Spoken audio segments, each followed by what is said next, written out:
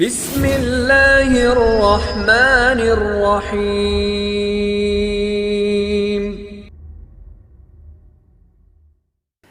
آج کا سوال ہے، غیر مسلم کو بلا وجہ قتل کرنے کا کتنا گناہ ہے؟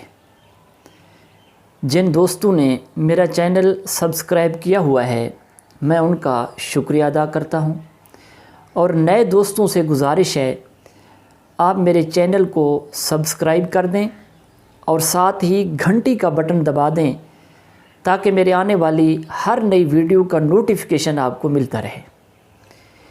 کیے گئے سوال کے حوالے سے عرض ہے، بخاری شریف اور مشکات شریف حدیث نمبر 3452 ہے۔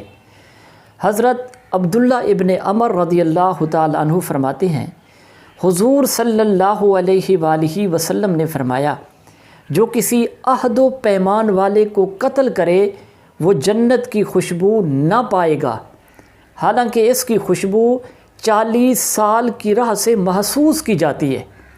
مفتی احمد یار خنعیمی رحمۃ اللہ علیہ فرماتے ہیں، عہد و پیمان والے کافر سے مراد وہ کافر ہیں جو کچھ مدت کے لیے امان لے کر ہمارے ملک میں آئیں، اور وہ کافر مراد ہیں کہ جن سے ہماری صلح ہو، ان کو بلا وجہ قتل کرنا درست نہیں ہے۔